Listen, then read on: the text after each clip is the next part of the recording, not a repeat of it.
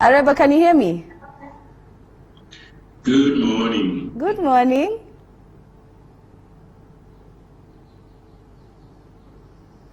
Hello. Good morning, Leah. Hi, Areba Moyo. Good to see you, political commentator, joining us today for the Daily Review. We're looking at the People Daily right now, Areba. And on the front page, we can see there, stay put or move on, Ruto's tough options. I think, can you hear me, Leah? Yes, I can hear you. I think the die has already been cast. Where we are right now is that if you are not ready to follow what the president is saying, then there is no space for you. That is what everybody is being told right now. But for me, and as I always say, is that the interest right now, we have now relegated the socio-economic state of the country to the back pages. Now we are already back to politics as the way we are meant to be.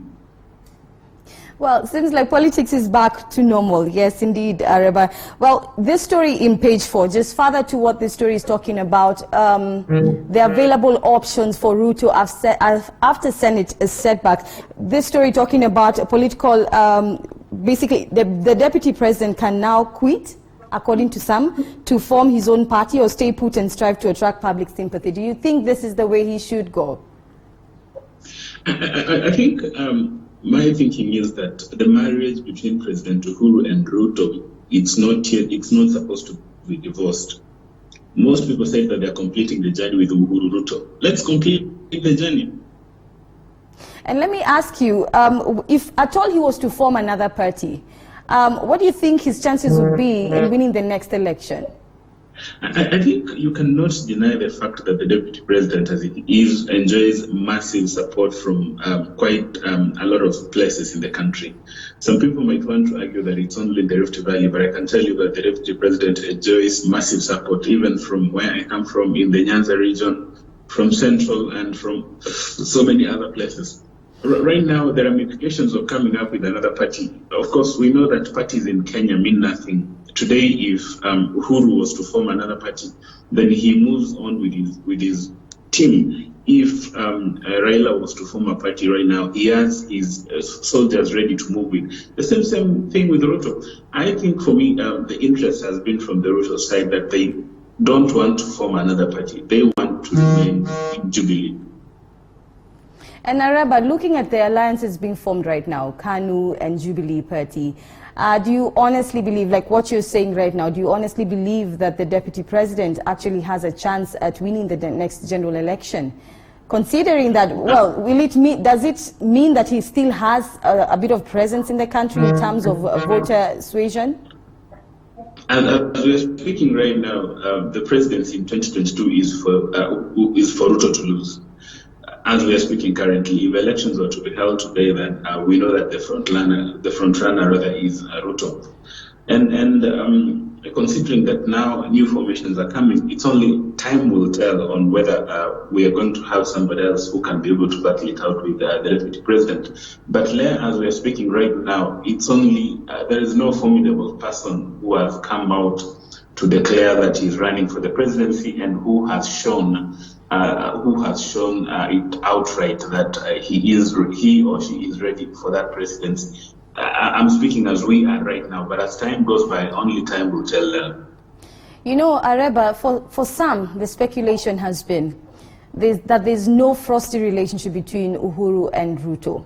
Perhaps there's an underlying plan, perhaps there's something we're not seeing. What do you make of this?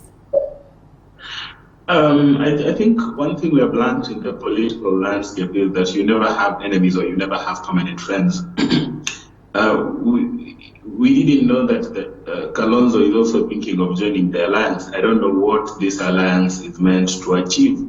But a day in Kenyan politics is a very long time. You cannot rule out anything. You cannot rule out the president supporting the deputy president. You cannot rule out Mudavadi backing the deputy president.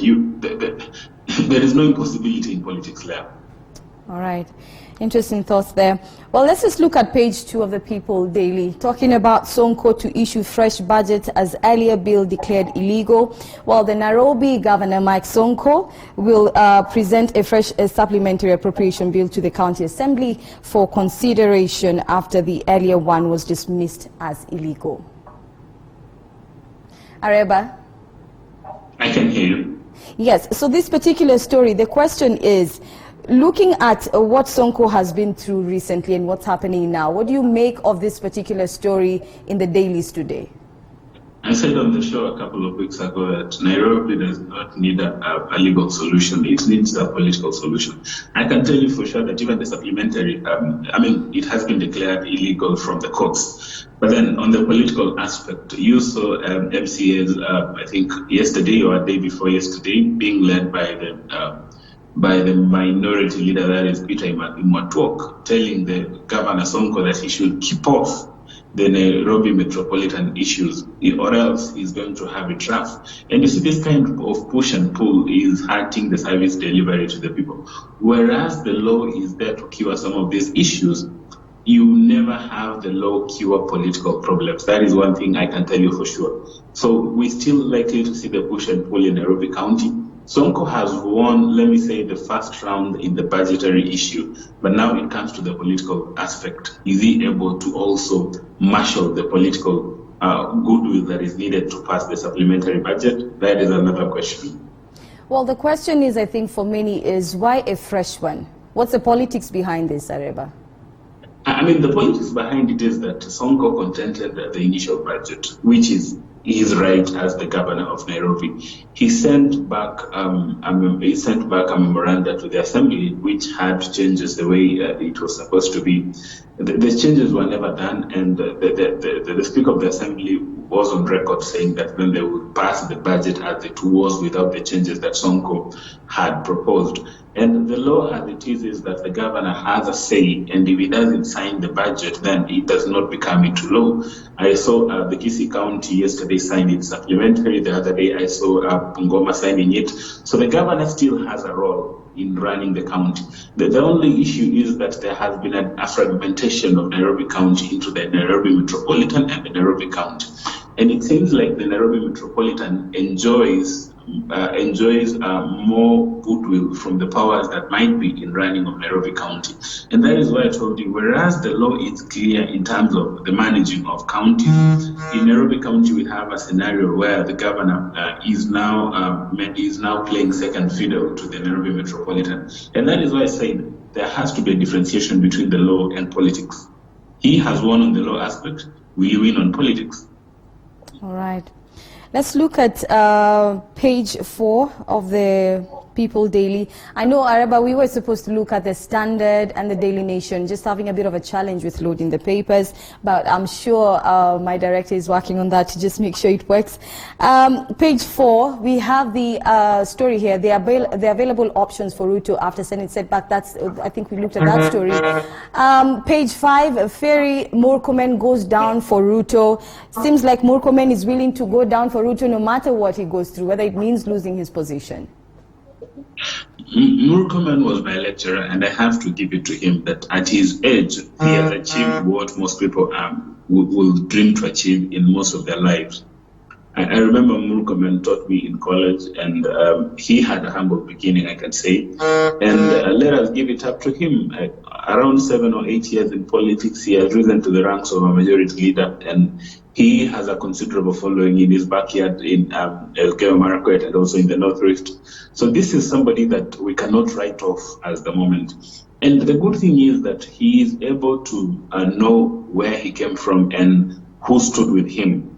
I know for sure the Deputy President then stood with Murkomen on his rising, and he has been a loyal foot soldier. Let's give it up to him. Okay. And if we go further into this story, it talks about differences between President Uhuru Kenyatta and Deputy President William Ruto escalating. Murkomen publicly sided with the DP, particularly by opposing the head of state's political deal with opposition leader Raila Odinga in 2018. I mean, with what is happening to DP Ruto's allies, I mean, what do you foresee for the future for each and every one of them? Because it seems like the war is not nearing an end. I think for the deputy president's team, they should know that they should fasten their seatbelts. It looks like the bumpy ride has just started. If you go by the sentiments which are given by some of the people who are considered to be close to the president, that is the likes of Murathe and the likes of Tuju.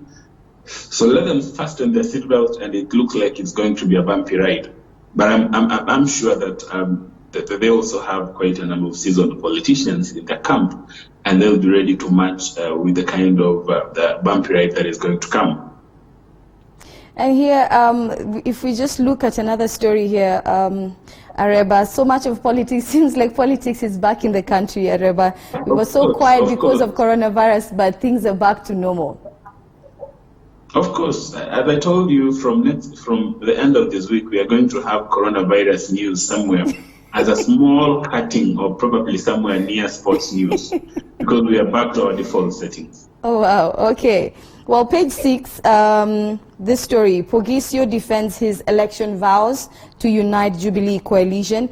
If we can just look a little bit into the story, it talks about West Pokot Senator Samuel Pogisio yesterday defended his controversial election as the Senate Leader of Majority as he took up his new assignment with Gusto. Areba? Sorry. Considering that Murkomen does not plan to stand down from his position, what happens now? Of course, for Murkomen right now, what I would say is that it looks like it's done. I mean, there's a very thin line. I'm an advocate, and there's a very thin line when it comes to litigation in terms of political parties management.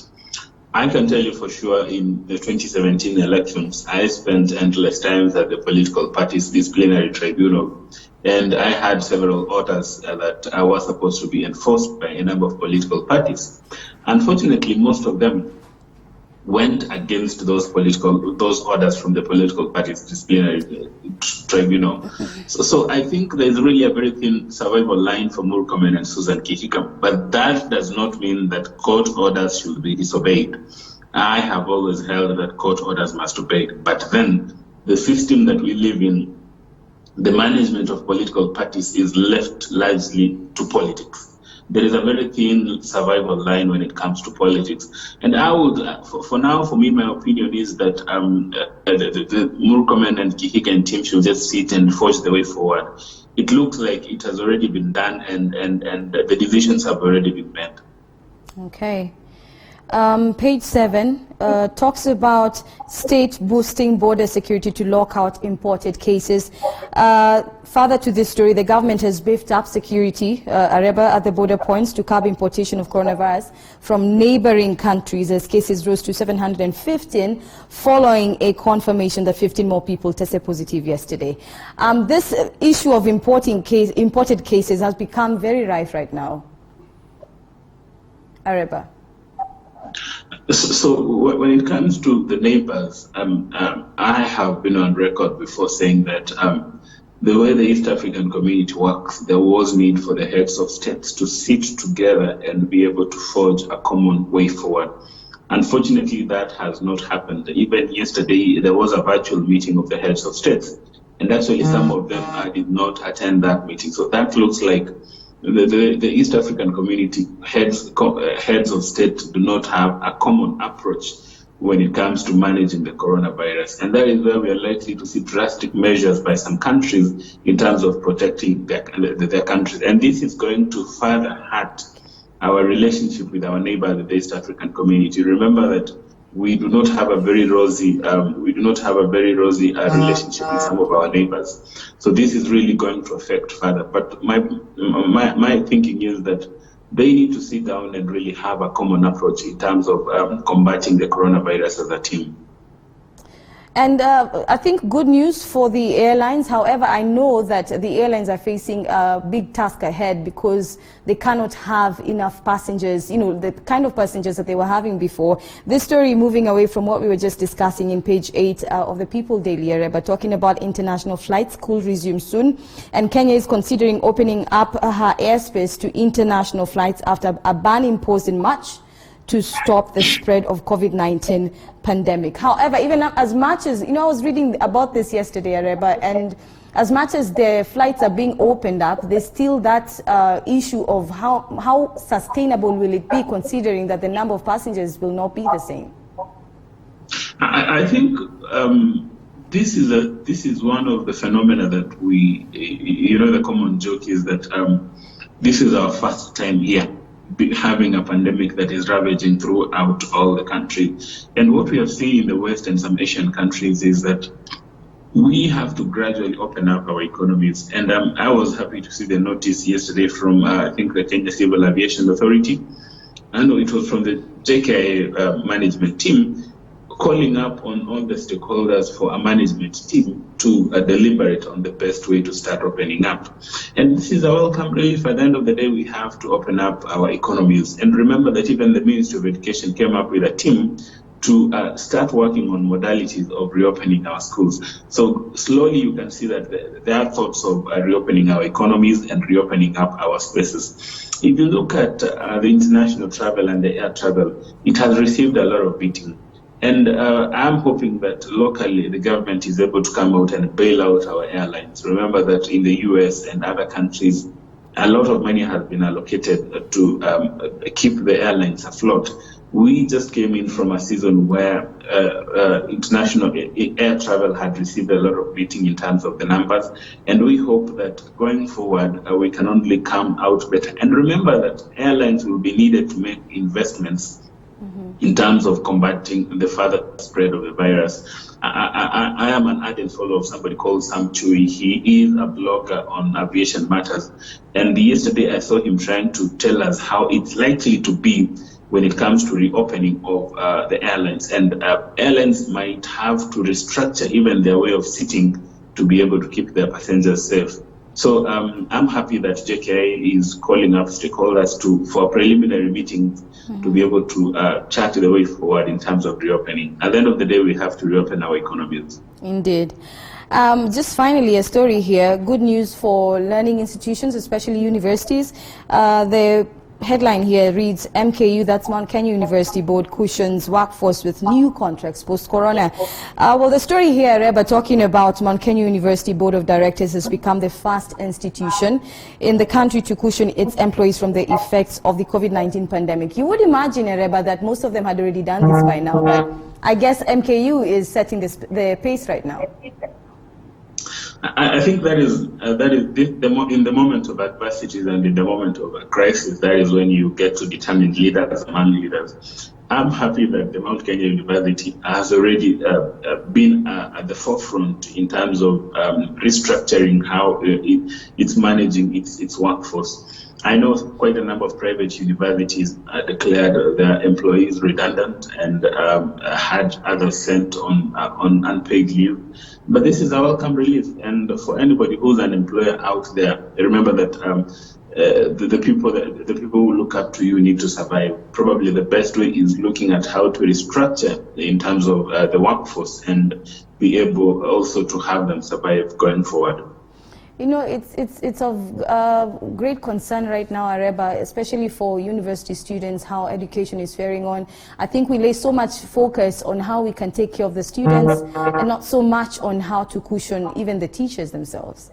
Of course, I think even in high schools, so many people have just been looking at the students alone, forgetting that behind those students we have a huge number of people who ensure that their lives are comfortable in those institutions, who ensure that they are taught. So when we have this conversation about the students also, let's look at the people, the support staff also. Okay. And just a final story here, if we can just have this. In page 9, this is our final story, Reba, on Still the People Daily, the CS picks team to guide learning. Well, the Education Cabinet Secretary seems to have appointed a 9-member team, Areba, to explore the best possible strategies of restoring normalcy in the sector. Indeed, normalcy is needed right now, Areba, considering the impact that COVID-19 has had on the education sector. Yes, that is the story that I alluded to before, that different sectors of the economy are looking at setting modalities of reopening up. and the CS for Education, Makoha, then sent down a team of experts and stakeholders from the education sector to work out on ways to effectively reopen up the learning. So we'll be seated and waiting for their report, and probably when they think the reopening should take place. All right. And further to this story, the committee has been mandated to advise the Cabinet Secretary on reopening of the basic education, pre-primary, primary, secondary schools, teacher training, colleges and adult education institutions. Well, thank you so much, Areba, for your time. I think we'll have to close it at that particular point. Indeed, it's always a pleasure to have you join us. What are you planning for the day? Are you going to work today, or you're just, to the office, or are you working from home today? Of course, at some point I'll go to the office, just waiting for traffic to calm down. You know, Nairobi is back to normal. So, but I was just looking at traffic right now, Areba. There's no traffic is very minimal, especially at 7 a.m. No. I know from 7:30 to around 8:30 there's a lot of traffic. So I'll probably leave the house later once traffic goes down. I've never been a fan of traffic. All right, then do have a good day, and thank you for making time. Thank you so much. All right, that was Areba Omoyo, who is a political commentator, just taking us through the dailies. And right now, the Morning Cafe will take a short break. When we return, we look at stories making headlines regionally, internationally, and locally. So don't go too far. And by the way, in case you're thinking of starting a business, you want to watch this show till the end. And we will be having, indeed, an economist in studio to tell us a little bit about what businesses are working right now. In case you close down yours, what can you consider right now? And how can you start it? And where do you start? So don't go too far. The Morning Cafe will be back shortly. Stay tuned.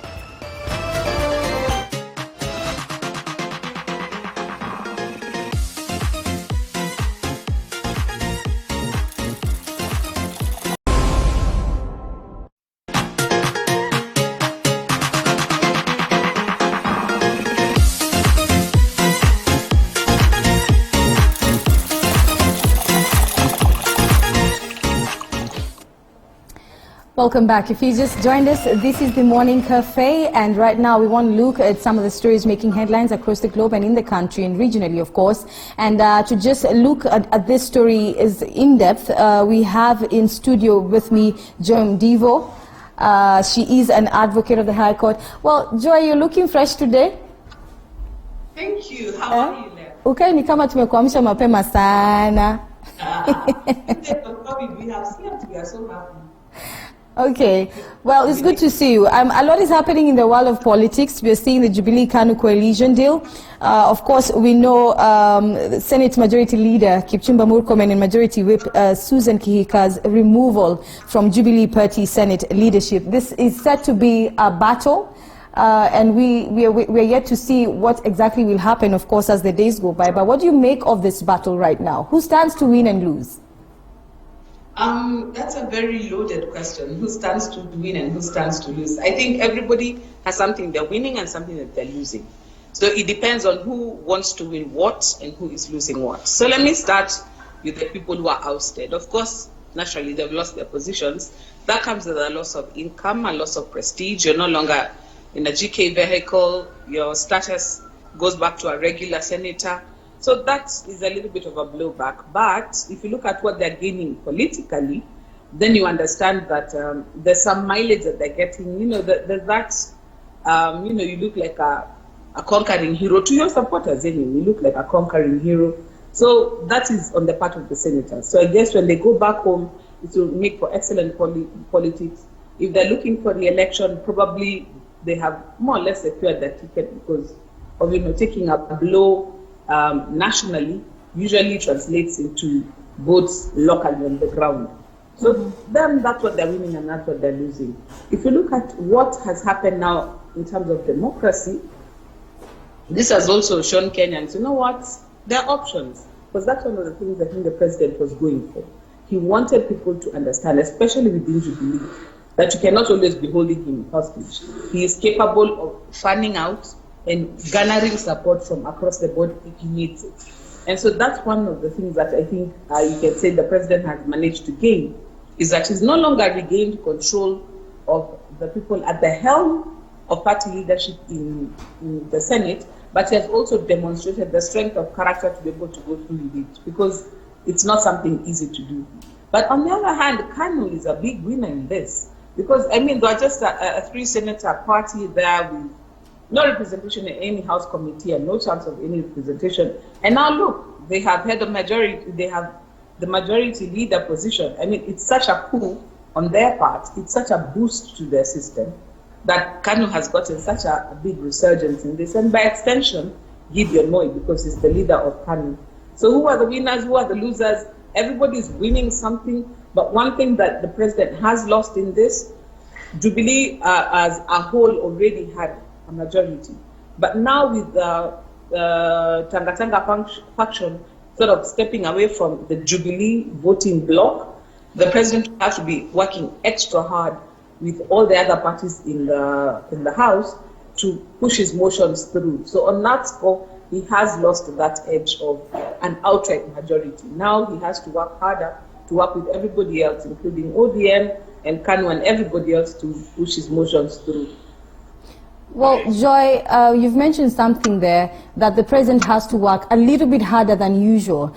But do you think this will be the case? I mean, he already has now a deal. Well, he's trying to woo KANU. He may have actually managed to woo KANU into going into a deal with him. That means for some, as I've talked to some analysts, they feel that his presence in the country in terms of influence of the electorate is getting stronger, especially with this unity, that the forces that he's getting into. So when we look at the KANU Jubilee deal, post-election deal, do you think then the president is perhaps thinking, you know what, I don't really need the deputy president if I have the KANU deal, if I have ODM on board as well?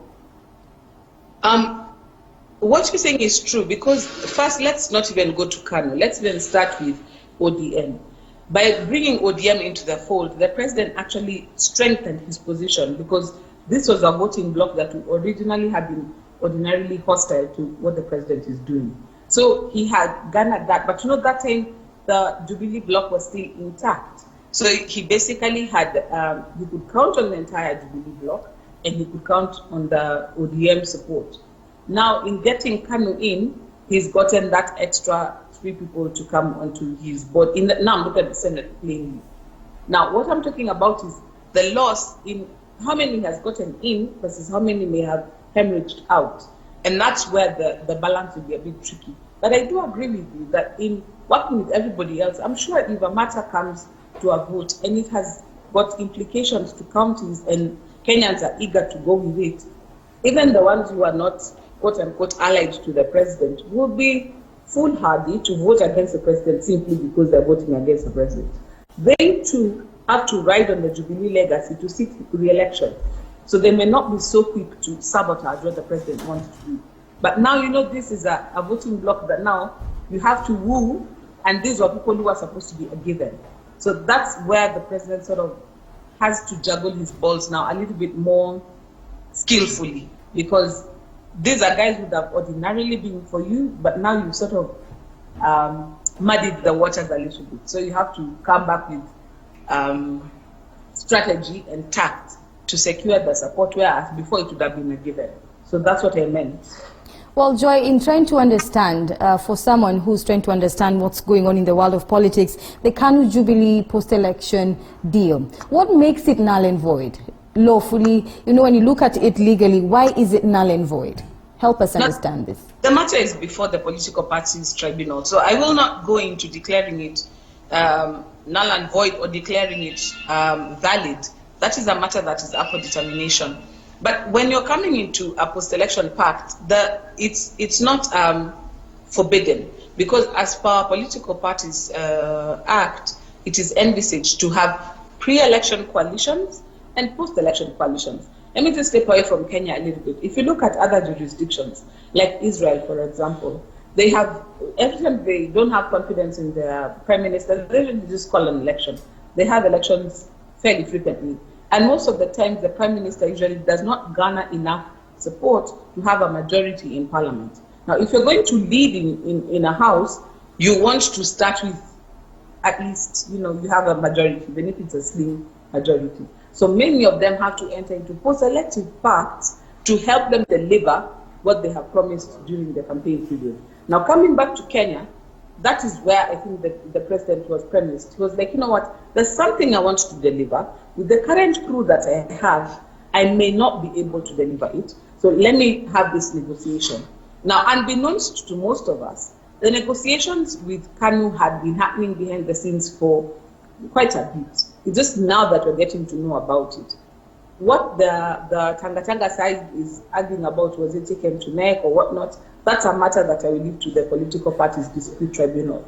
However, the legality of coming into post-election pacts, that's a given, and it's something that we should expect with our political life. With the demise of the big man parties, eventually parties will evolve into being ideology-driven, and that will become more commonplace than we have been seeing in recent past. But in Kenya, with the Nusumkate government, that was also a post-election pact.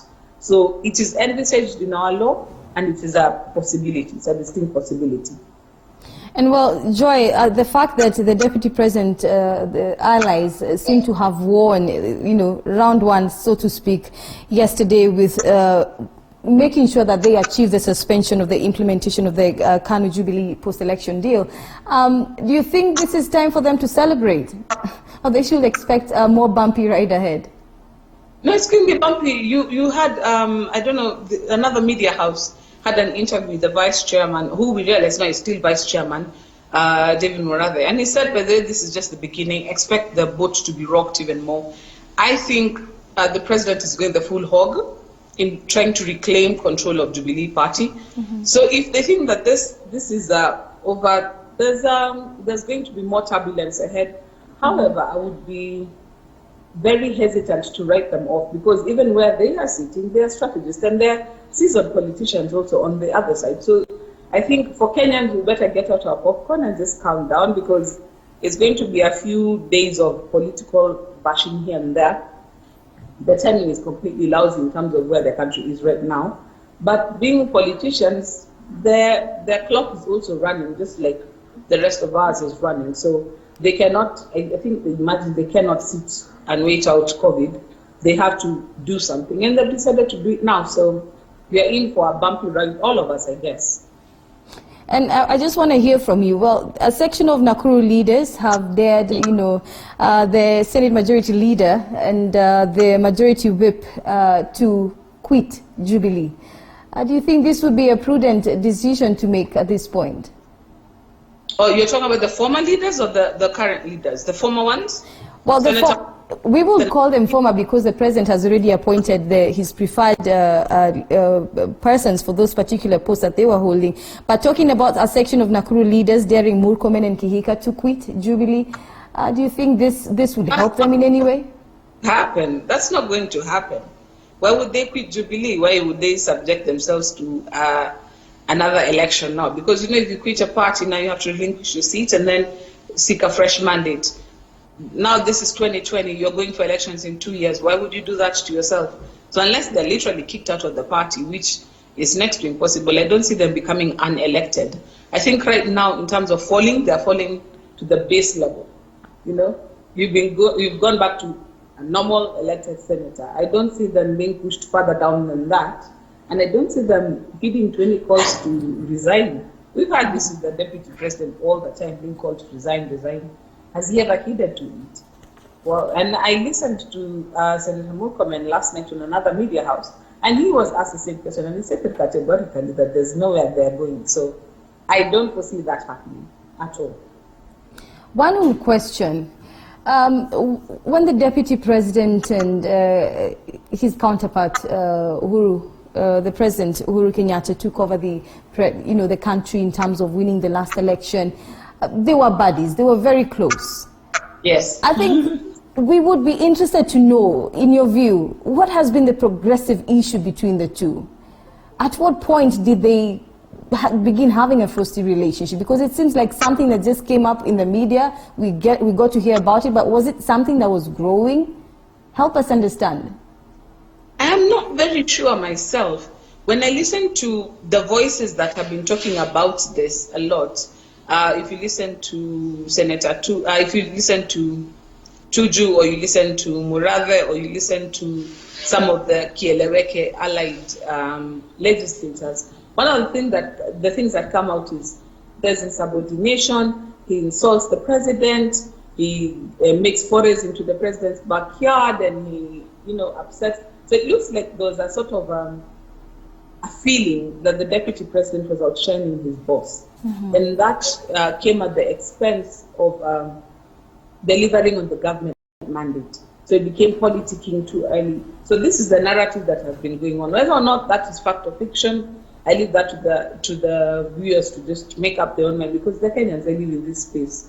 And so based on that accusation, then the clamor became to try and sort of trim the deputy president's influence down. And we've seen a lot of activity towards that direction, up to and including the appointment of the super CS and other such maneuvers. However, this is what is happening now. It seems to be like all-out war, and that is very novel. We hadn't seen this before. We had had the mamas. We knew that there was a fallout, but this seems to be, it's a public tearing, and it's a little bit messy. Why we didn't just use a samurai sword and swoop it at once and finish it? I don't know. But we decided to use the butcher knife.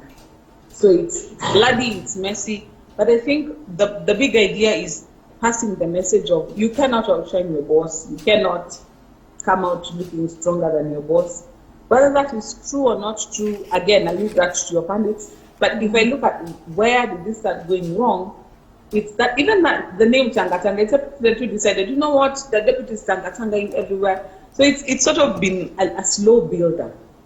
Now that's just coming to a head. But be that as it may, somebody said with the 48 laws of power, if you outshine your boss, then your boss feels threatened in his position and he might retaliate. And I guess that's what we're seeing now. And let's just look at some other story here, away from matters politics. We could talk about politics the whole day, Joy, and we'd have a lot more to talk about anyway.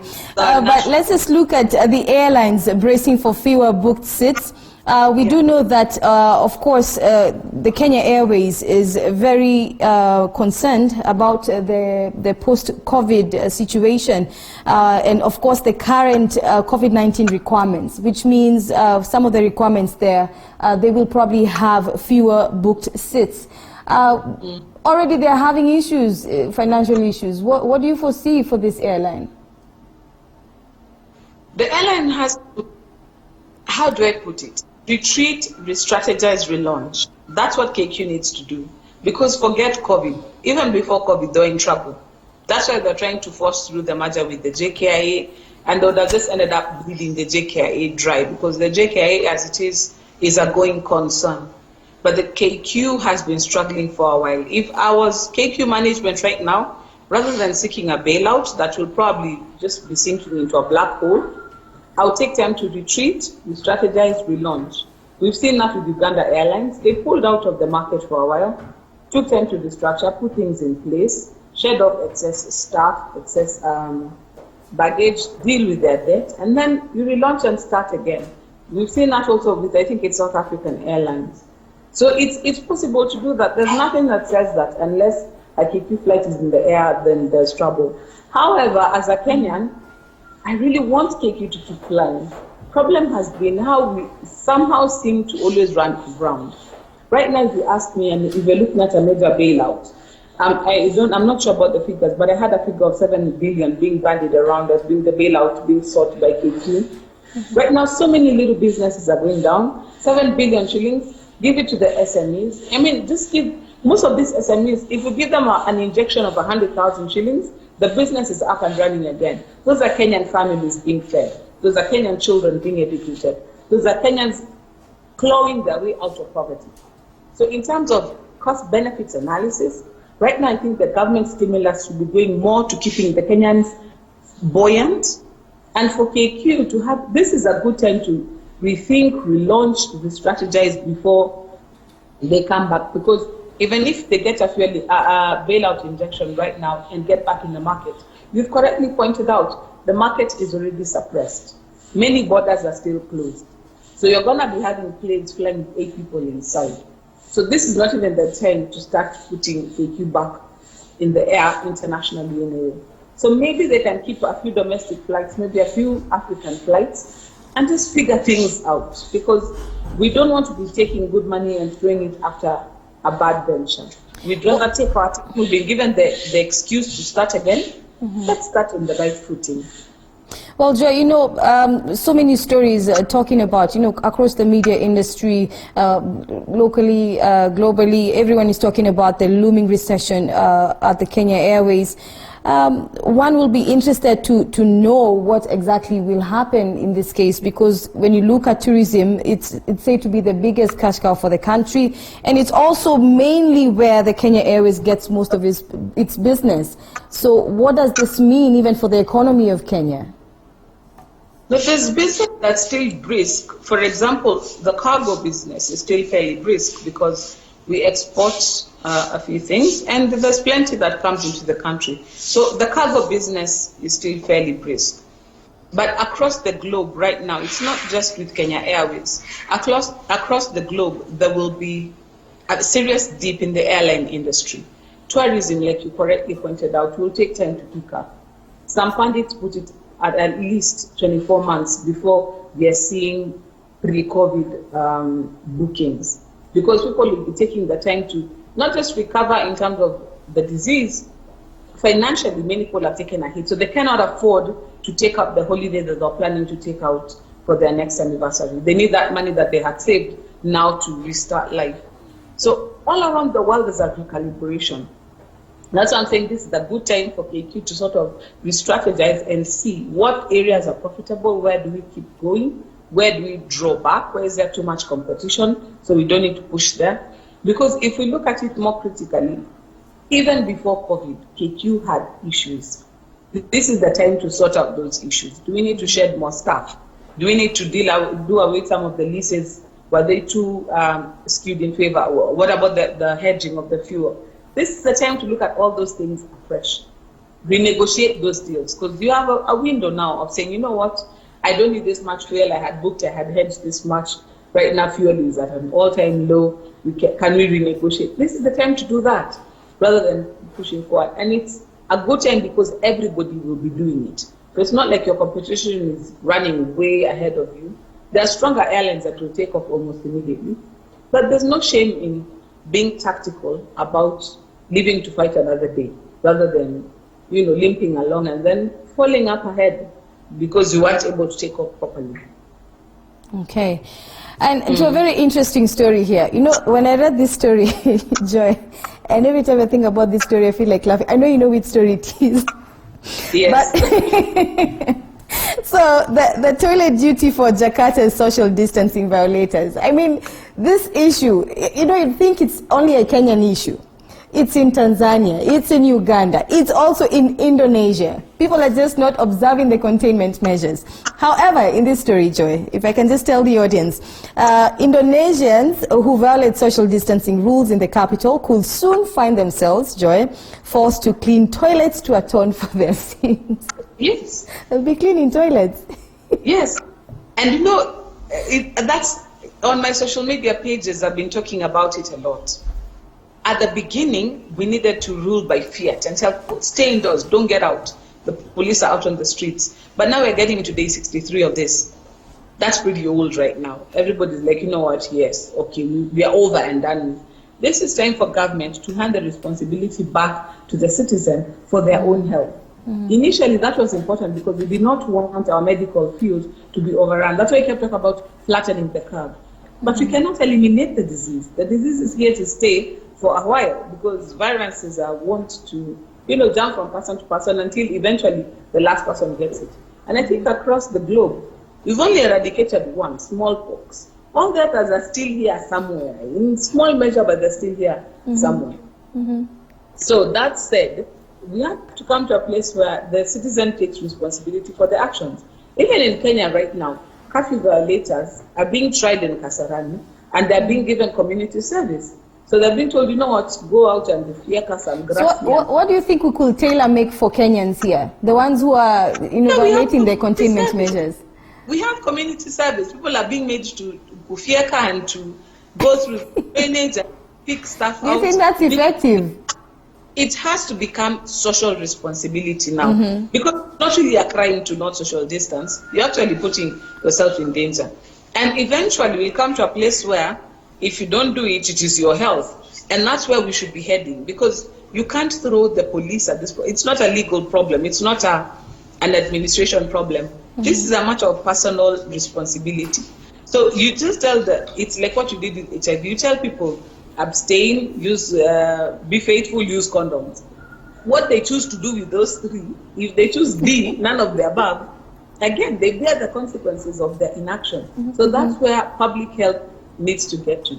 But for now, I agree, because if you say the curfew violators or social distancing violators, that's not a crime. There's no crime called you did not social distance. So it's one of those things where the responsibility must come back to the public. And I like that approach in Indonesia, because public shaming is one of the ways of the society forcing everybody to behave right. That's why we don't walk naked. Because people will look at you and tell you, hey, what's wrong with you? They'll force you back into the house to get clothes or clothe you themselves.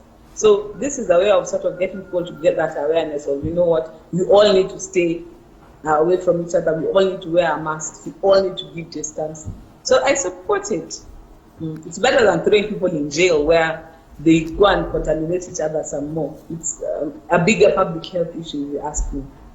And well, Joy, further into this story, it said that going outside in Jakarta, going outside without a mask can result to a fine of 250,000 rupiah. That's 1,700 Kenya shillings. And of course, also farms that ignore shutdown orders or violate public health rules can be hit with a fine of up to 50 million rupiah. It seems like Indonesia is not playing games. They have to social distance.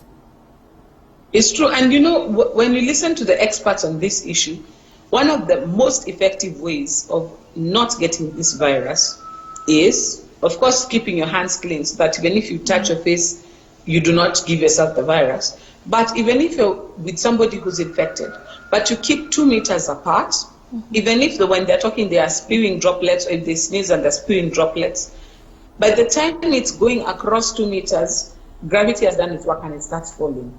And so it doesn't get to you. So social distancing is very effective in keeping one safe from the virus. And that's what I'm saying, when you give people those, the fines and the other things, right now it looks like it's punitive, but if it becomes second nature, you get to a place where you realize fewer and fewer people will be getting sick. And at the end of the day, the virus will burn itself out because it has no more vectors, no more people to go to. But if we do not, especially in our African and Asian cultures, where we have a lot of, we don't have personal space. I mean, you be in a supermarket on Christmas Eve, there's no personal spacing. Everybody's in each other's space. This has come to teach us, by the way, you know what? It is important to give people their space, because you don't know what they're carrying, and you don't know what you're carrying, and you don't want to be sharing what you're each sharing. So even in schools, for example, our children have to start learning that consciousness. Maybe that thing of when one kid gets a cold in school, all the children get colds. Maybe this is the time when it's going to stop. The new norm of social distance. Indeed, Joy. Joy, well, we just have to come to a close of this amazing discussion today. Always a pleasure to have you join us on the Morning Cafe. It was lovely to be with you, Leah. And your great company. Asante sana. Have a lovely day, Joy. Same to you. God bless. God bless you too. Well, this has been the discussion on current affairs, just a look at stories making headlines right now. I want us to take a short break, and when we return, we'll be looking at starting a business, especially now that we know many businesses have closed, some have lost jobs. What can you venture into at this moment, and where do you start? We'll be talking to an economist about that, so don't go too far. The Morning Cafe will be back shortly with that conversation.